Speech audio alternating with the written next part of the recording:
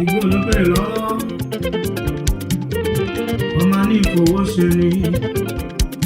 right, good day, ladies and gentlemen. My name is davidgoldd-talker, and welcome to Koke Radio and Television Station. Still on top of this political matter, and on top of this Bola Ahmed Tinubu on tax reform, on top of this fuel matter. Recently, another update don't come on top of your hearing, and some will come to your hearing, so that you feel they hear the update as they shell and as they happen for Obodo, Nigeria.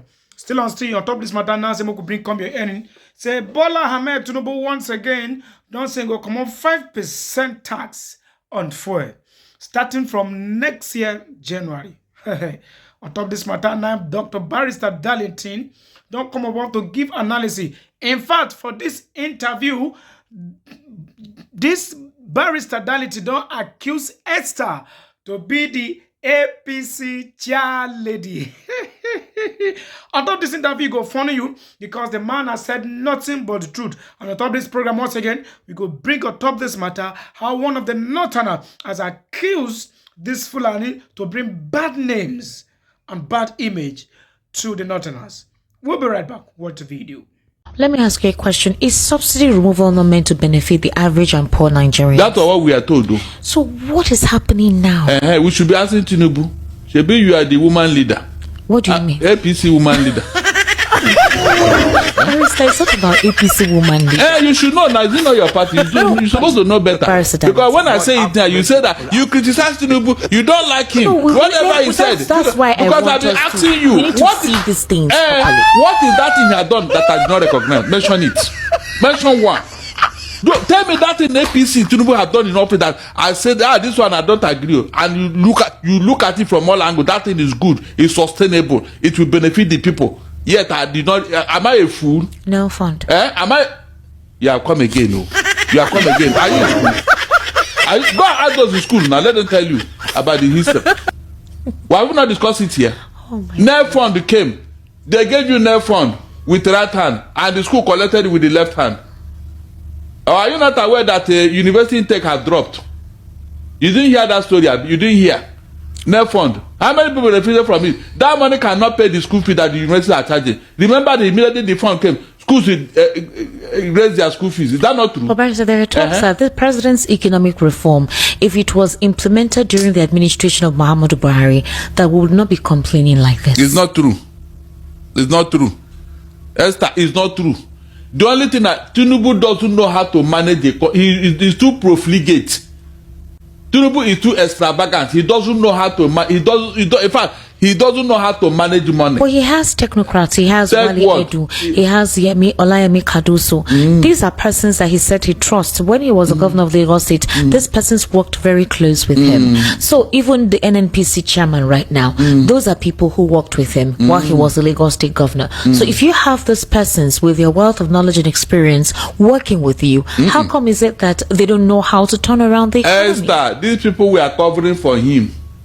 Tinubu is only using those who are too loyal to accept whatever he wants them to do. Are you not supposed to work with people that are loyal to you? Would you work with people that are disloyal to you? Technocrats are supposed to be independent-minded when it comes to their profession. Technocrats. That's why they call them technocrats. They do things professionally. Not these people that will... By the way, are you aware that both CBN governor and that minister of finance, they have invited them in that sort of 4 times since their tenure? Is that not true? To come and explain certain money that is missing under their watch. Even the Nigerian Senate invited them. Good. They called for a closed session. Good. The 210 trillion naira. Did they deny it? They only said that it's not missing, but the money was misplaced. Where did he misplace? You ask Ojulari. You ask him. Ojulari. Nigerians are too docile. They are not asking questions on Esther.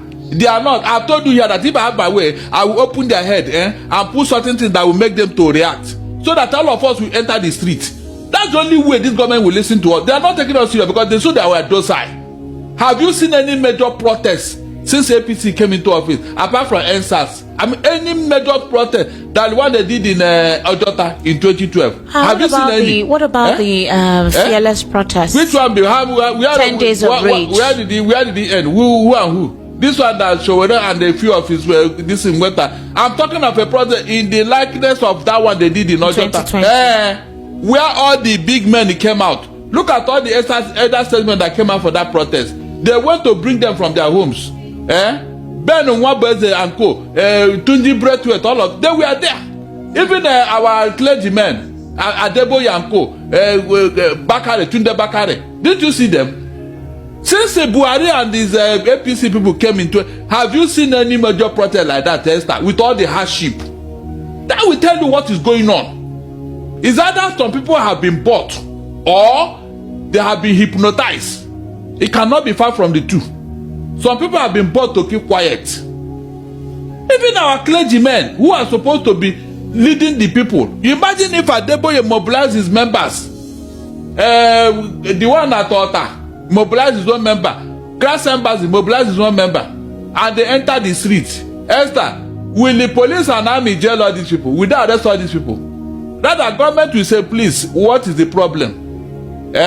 What is the problem? You cannot jail that number of people. You can't. Funny enough, rather, you'll be begging them to cool down. Most of the religious leaders were vocal in 20. They were, yes. But now their voices are quiet. Quiet. Even when this is the time to rescue Nigeria. Yet, you didn't see anybody to rescue Nigeria. Esther, you can see what I'm talking about. Complete deceit. And I know that as at that time, Tinubu being the champion, he mobilized all these people and deceived them into that protest. Now, the real reason for protest is here. Nobody's talking. Nobody's talking, Esther. Nobody. Imagine a president that people are begging you, come and declare state of emergency here. We are dying, we are dying. He just looked the other side and traveled abroad. He traveled abroad. And yet nobody is reasoning again. Esther, nobody. We are in a democracy. People just look the other side as if all is well. And when we talk here, they say you are criticizing Tinubu, you don't like anything good. What is that good thing he has done? Barrister, Esther, what is that good thing he has done? All is not well. No, all is well, all is well. My neck don't long. All is well. You tell us that removal of subsidy is for our good, endure the pains. But now you told us in Brazil that your policy implementation is working, the economy is blossoming, and that there is no corruption in the country. One of your chieftain came to tell us that Nigerians are not suffering, they are not poor, there's no poverty, not with some of the palliative measures being implemented by the government of the day, that it is the opposition that are poor for hunger. You can imagine. That's how to explain it, Esther. Do you know why they have been imposing all these taxes with reckless abandon? Do you know why? The one they did before, nobody challenged them. Like this electricity, ban A, ban B, ban whatever, that they impose taxes on us, and we are paying because we don't have alternative. Because they got away with it, Adelabu got away. So every other minister is looking for a way to impose his own tax. So that the Tinubu will now hail in that, yes, you are making money, you are making progress. I told you that is the mandate given to all of them. That's why they are looking for a way to squeeze blood out of us. No other reason. Because this fuel, they told you it has what? Everybody can now go and import fuel and sell. Abi? That was the meaning of what? Removing subsidy. It is now open, just like the networks, the GSM companies. When Obasanjo wanted third term, that was when he started this constituency project. He was just giving lawmakers money to placate them. In fact, at a point, Gali Naba, Speaker of the House of Rep, at that time, he brought Ghana must go bag filled with money that Obasanjo brought to bribe him so that he can support the third term agenda. He brought it before the National Assembly and dropped it on their table. This thing happened in this country. So what is Obasanjo talking about, Esther? I don't like people who blame you for the mistake they have made. Obasanjo should be apologizing to Nigeria for what he did in office. All this one that is disturbing Atiku, lambasting him, calling him the next person after the devil. Is Obasanjo cleaner? Is he better? You built a presidential library and turn it into a hospitality business.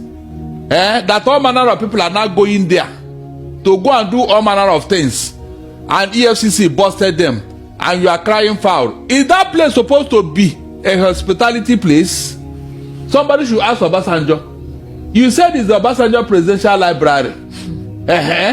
What are those people doing in those places?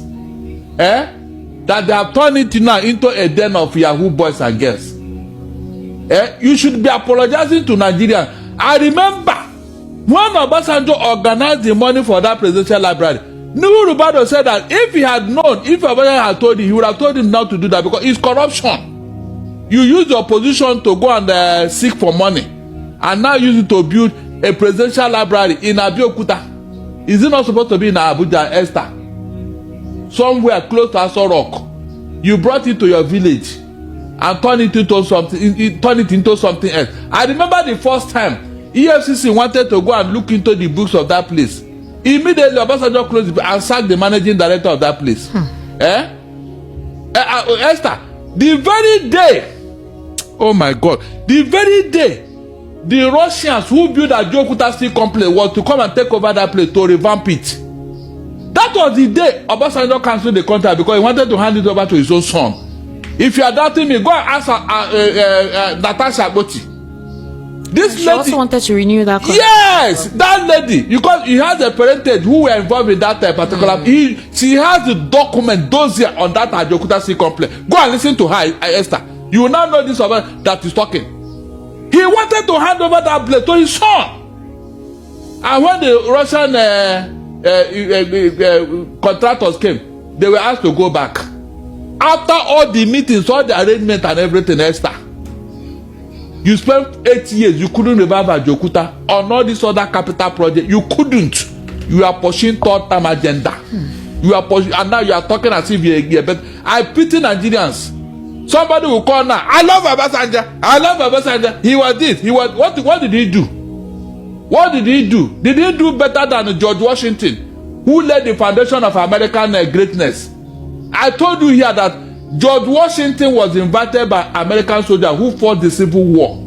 After that, there was no money. America was broke. The parliament were sitting. The soldiers got angry and surrounded the place. Said they are going to kill all of them and create a monarchy. A monarchy that is second to God. I'm telling you, this thing happened. They called George Washington to come and take over. The man, he came and saw them and said, come, what are you doing? I did not fight the American War of Independence just to become an absolute monarch. He turned back and went back to his farm. Esther, can any of your leaders do that? In fact, they will collect it with 2 arms and say, thank God, though. They will not be thinking of tomorrow. So are Nigerians to blame for the kind of leadership that we have? We have a very corrupt. I told you, Esther, the people that have been leading, none of them have any business in leader. They are not. That's what I'm asking. They are not. Are Nigerians to blame for the kind of leaders that we have? Nigerians are to blame. Exactly. Because of what? Our tribal sentiments. Whenever a very wicked and corrupt leader come to tell them things that are not true, they will accept as long as it's their son. They will not be thinking of tomorrow. Esther, can you see it? Unlike other places where people will be thinking first their country. Look at how they're always rushing to America, UK, Canada, Germany. People built that place, Esther. They were not like, go and check what happened to those places after the Second World War. They were broke. Esther, they were broke. I mean broke. Nothing. But leaders said, no, we must rebuild all these things. Esther, they said we must rebuild all this, and they did. Now you are going there to go and do pilgrimage, go and do shopping. Meanwhile, your own country here, with all the things God has given you, Esther, nobody thinking of building Nigeria. It's all about selfish. I want to be richer than the whole. In fact, I want to be richer than God. That's what is on their mind. You have money to do whatever you like. Throw money here, throw money here, bribe anybody. You do this, do that. Disobey court order. Because you have become so powerful, because you have money. Is that what Nigeria is all about, Esther? Tell me. If the next person come and continue where Tinubu is, Esther, tell me where we are going to be. I still on top this matter. Welcome back from that wonderful clip. I think on top this matter, I don't want to talk too much because Nigerian matter now get as a B. If you too reason arm for head, it will give you headache. If you too carry on for shoulder, it will make you get shoulder pain. On top this matter, readily we'll move straight to the next on the agenda, which is this one of this northerner who has spoken the bitter truth. In fact, I have never in the history of Nigeria seen somebody like this speaking in such manner. The message and this video will shock you. Watch the video. We'll be right back. Fulani Oshun, Fulani Ekiti, Fulani Sokoto, Fulani Kasina, Fulani Kaduna, Fulani Plateau, Fulani Benue, Fulani Taraba. Are you the only tribes in Nigeria?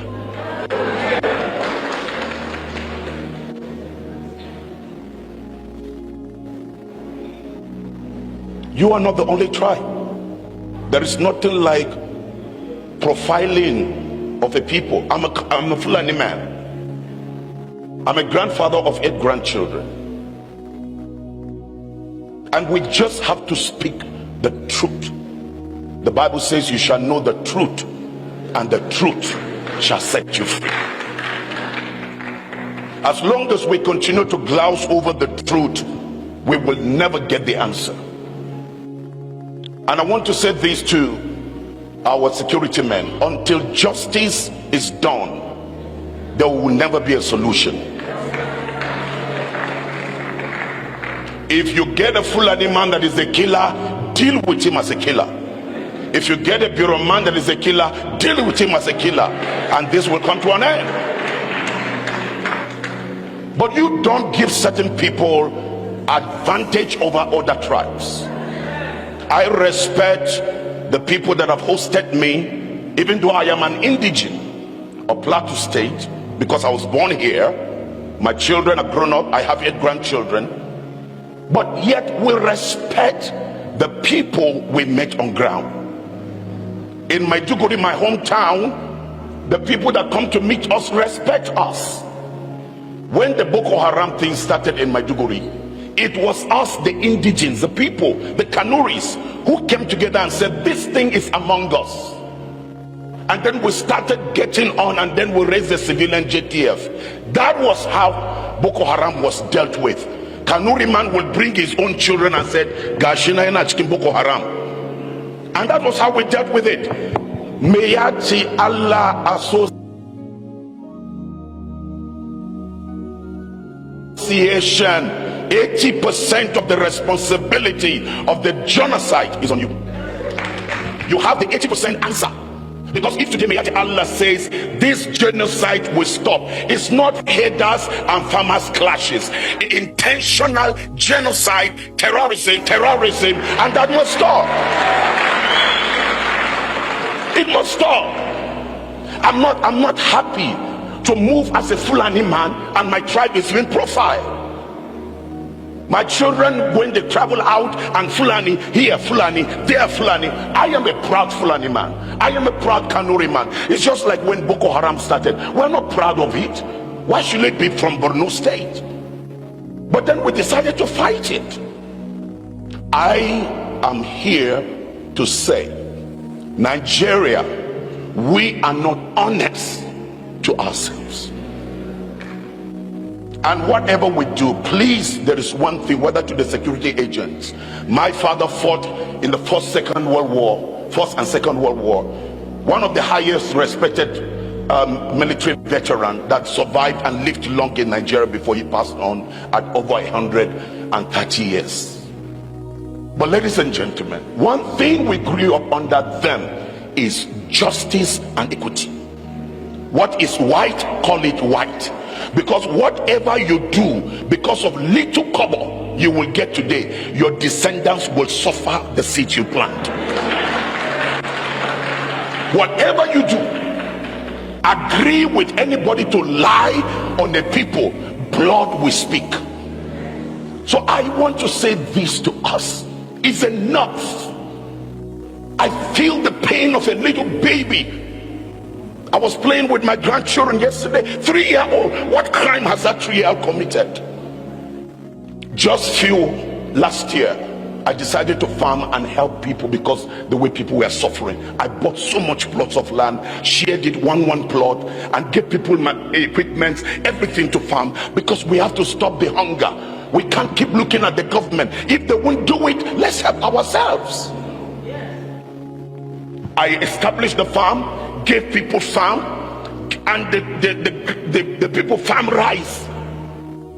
Just within 48 hours, some Fulani boys moved in their cow and ate everything. I came to the distance and I invited the Ardo of that place. And I asked, me sa kukabari. Dan la la kade kaya pe ba musani ba yaran mu nake nasu kai wannan abun nace yanzu ku duba. Millions aka saka nan wuri.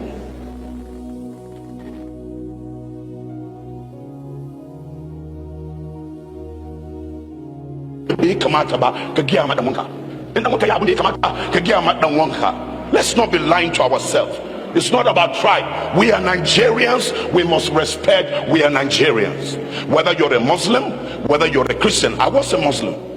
Till today, my family is divided into two, Muslims and Christians. There are sheikhs, there are pastors. We sit together with one plate, we eat together, we dine together, we dance together, because nobody is the owner of religion.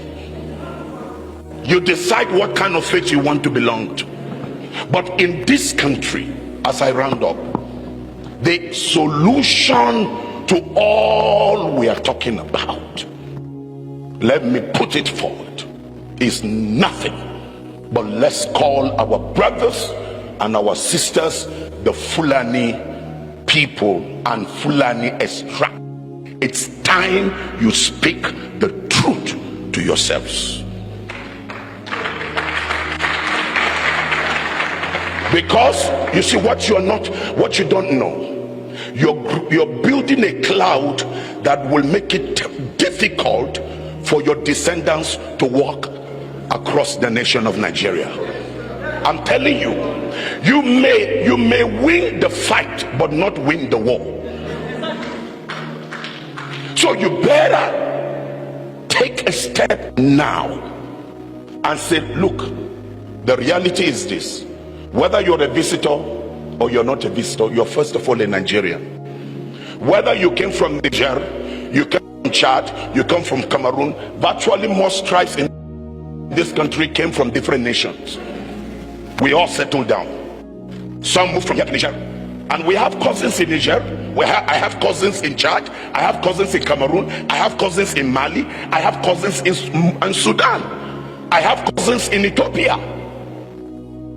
Because the tribe link and descendants. But the reality is, the Bible says one thing: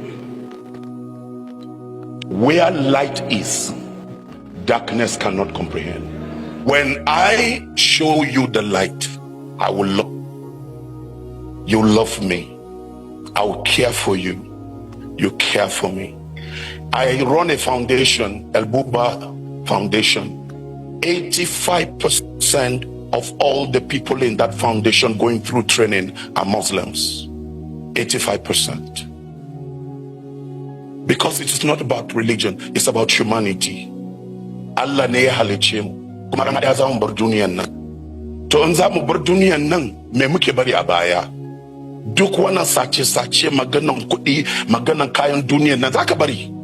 Amma karka bai iyalanka da jikokinka cikin wahala. Allah shi ba mu ganewa. All right, welcome back from that wonderful clip. Well, you see, what goes around will surely comes around. Everything now with time. You see, the power you have today, no be forever, my brother. And I think this is what most of the Nigerian politicians has failed to understand. That power never lasts. It's not forever. It takes a time. It has season. It has time. Everything will get begin, it get end. Now be the matter talk for this junction. I don't want to talk on top of this matter because the main message has been passed. So make all of us for this country, they do good, nobody to they do bad. Have it at the back of your mind. Say anything way they do, it get to end.